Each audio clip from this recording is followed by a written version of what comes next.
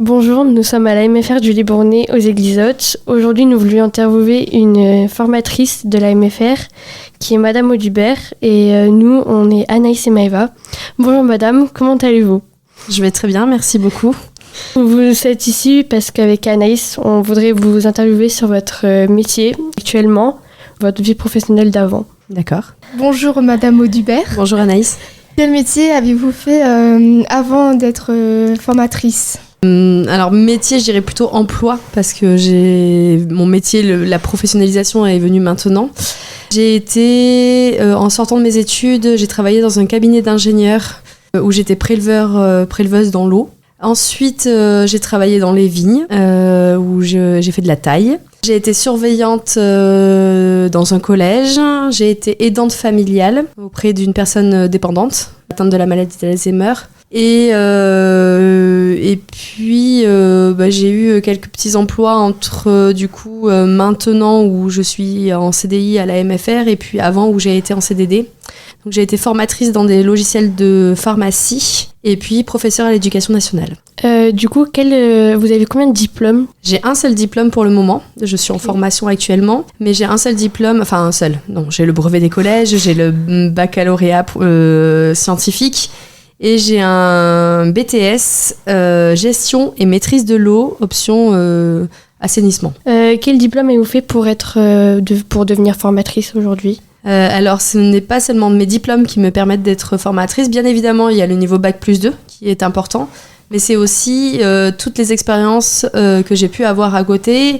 Outre mes expériences professionnelles, il y a également mes expériences bénévoles qui ont joué beaucoup sur ma montée en compétences. Comment avez-vous connu la MFR ?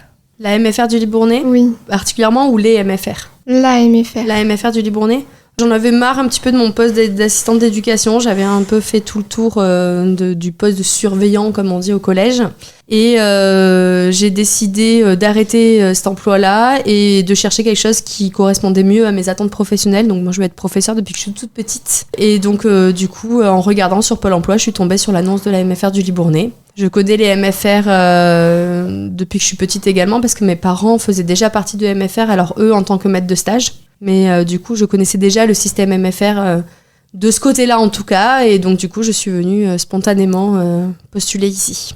Comment s'est passée votre première journée à la MFR, votre intégration ? C'était il y a longtemps déjà. J'étais très impatiente et j'ai eu la chance de ne pas être chargée de cours dès ma première semaine. Je suis venue, si je me rappelle bien, 2 jours avant ma date officielle de début de contrat pour voir un petit peu comment ça se passait dans l'équipe.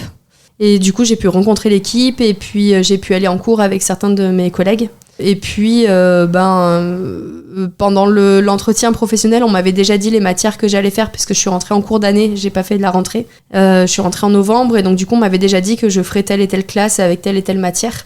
J'avais déjà enseigné avant puisque pendant que j'étais étudiante, je donnais des cours particuliers et donc du coup, ça s'est fait quand même très naturellement. Et puis être auprès des jeunes, je savais déjà faire puisque j'étais surveillante. Et la relation élève et prof, ça s'est bien passé ? Oui, du coup, très naturellement, j'ai quand même une autorité naturelle qui fait que ça se passe bien. Et puis, effectivement, mon passé d'animatrice et de surveillante a quand même joué en ma faveur au niveau de l'éducation notamment. Et l'équipe vous a bien accueilli à la MFR ? Très très bien, très très bien. Malgré le fait que j'étais déjà un petit peu folle, je le suis toujours, mais malgré ma petite folie et ça, toujours, oui, vraiment très bien. Avez-vous mis beaucoup de temps à être à l'aise avec les élèves ? au début? Le premier cours était forcément stressant. Et en même temps, je me suis appuyée sur ce que je savais déjà faire, puisque en étant surveillante, j'avais déjà mené des études, j'avais déjà participé à des cours et même fait des cours, parce que dans le collège où j'étais, j'avais déjà pu l'opportunité d'intervenir en cours. Et puis parfois, j'avais 200 à 250 élèves à gérer, donc forcément, c'était plus sur le contenu que j'ai eu peur, voilà, de pas pouvoir répondre à certaines questions ou quoi que ce soit. Et puis finalement, ça s'est fait très, très simplement. Est-ce que vous avez beaucoup de responsabilités à la MFR? Actuellement, Oui. Donc actuellement, je suis responsable de la classe de 3e, donc la vôtre forcément. Je suis responsable de la classe de 3e, d'une classe de 3e. Je suis chargée de communication de la MFR. Donc communication externe et interne. Je suis également chargée de coopération au sein du projet de coopération Bulle qui anime les acteurs culturels du secteur. Mais ça se passe bien, c'est pas trop chargé la responsabilité? C'est très chargé, et puis je suis chargée de cours aussi, accessoirement. C'est très chargé, mais ça fait partie du pourquoi je suis revenue en MFR. J'avais besoin d'un travail qui m'ouvre énormément d'horizons, et c'est ce que je trouve dans toutes ces responsabilités, effectivement. Comment vous préparez vos cours en avance? Il y a des fois, je travaille beaucoup l'été, avant les années, du coup, parce que je sais quel module je vais avoir. Donc je travaille beaucoup l'été, où là je réfléchis un petit peu à faire les choses de plus ludiquement, et puis vous amener vers l'autonomie le plus possible. Et puis des fois, en fait, ça me plaît pas du tout et je recommence tout quelques heures avant. Donc j'ai pas vraiment de méthode à proprement parler. J'ai une idée, j'ai forcément un référentiel que je dois suivre. Donc un référentiel, ça veut dire que nous, le ministère de l'Agriculture, nous donne les choses qu'on doit aborder avec vous, mais dans les grandes lignes quand même. Donc on me dit, faut voir telle et telle chose. Par exemple, en maths, il faut leur apprendre à raisonner. C'est large, mais il faut quand même voir le théorème de Pythagore, le théorème de Thalès, les choses comme ça. Et après, je suis libre de faire mon cours comme je le souhaite. Depuis, j'ai essayé plusieurs techniques pédagogiques, et depuis quelques temps, et c'est ce que vous essayez vous actuellement, je suis plutôt sur la recherche d'autonomie, et donc j'ai fait des activités qui amènent à chaque jeune d'apprendre par lui-même et de pas avoir besoin d'aide pour pouvoir avancer dans les notions. Je sais pas si ça vous va. Oui. En tout cas, ça montre de bons résultats pour le moment. Donc, aimez-vous votre métier et est-ce qu'il y a des contraintes? Est-ce que j'aime mon métier? Oui, évidemment. C'est un métier passion pour moi. Il arrive parfois que je sois fatiguée, mais je suis toujours très heureuse de venir, et notamment pour vous, les jeunes. Est-ce qu'il y a des contraintes? Oui, c'est un métier très fatigant. C'est un métier que je vis de façon théâtrale pour solliciter votre attention le plus possible. Et puis, ça exige énormément de choses à côté parce que vous nous voyez en cours. Mais en fait, ça demande beaucoup, beaucoup, beaucoup de travail en dehors des cours également. Et puis, je devrais pas le dire, mais non, je travaille beaucoup à la maison aussi. Ah oui. Y a-t-il des qualités pour ce métier? Forcément, oui. La première, je pense, c'est d'avoir confiance en soi, déjà, premièrement. Parce que travailler auprès des jeunes, c'est également faire attention qu'eux, ils aient confiance leur redonner confiance en eux, puisque généralement, quand vous arrivez en MFR, vous avez été un petit peu brisé par la vie. Si nous-mêmes, on n'est pas solide en tant que formateur, du coup, on peut pas vous apporter la solidité dont vous avez besoin. Donc, la confiance en soi, faut savoir se remettre en question également. Et c'est très important comme qualité, je pense, la remise en question.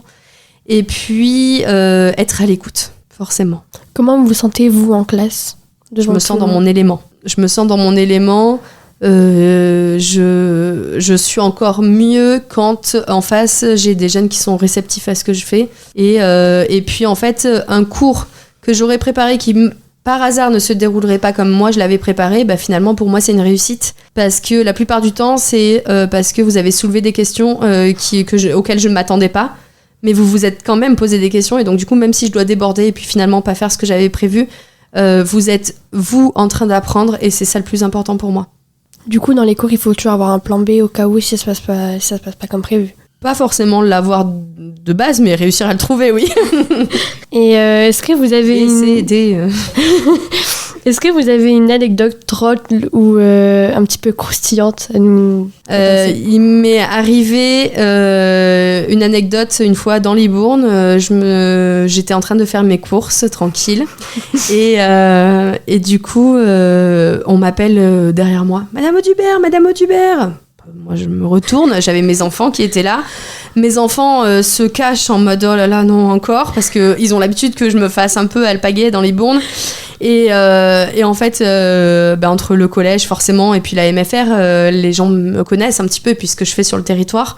Et donc du coup, Madame Audubert, Madame Audubert. Alors déjà, on se doute que c'est un parent parce que sinon on m'appelle par mon prénom. Donc je me retourne et puis là en fait une dame qui me remercie du travail qu'on fait, qu'on a sauvé son fils, etc.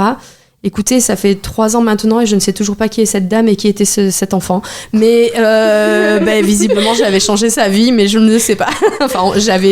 À la MFR, on a changé sa vie. Je suis incapable. Elle m'a jamais dit son prénom, en fait. Lui, il n'était pas là. Il y avait que elle. Elle m'a jamais dit son prénom. Et puis elle a passé beaucoup de temps à me raconter ça. Et je n'ai jamais réussi à savoir de quel jeune elle parlait. Et donc, du coup, je ne savais pas qui était cette dame et je ne sais toujours pas. 3 ans après, qui était cette dame. Mais merci à elle de m'avoir remerciée. Après, c'est vrai qu'ici, c'est vraiment différent d'ailleurs. Hein. Nous, on le voit ici avec Anaïs. Hein. Surtout avec vous. Oui. Vous êtes une prof vraiment incroyable. Vous êtes la star. Ça, on vous le remercie vraiment. Merci à vous. Voilà. Du coup, on vous remercie de nous avoir écoutés et d'être une prof incroyable comme vous êtes avec nous. Oui. Merci beaucoup, madame. Merci beaucoup. Formatrice. Oui. Merci les filles.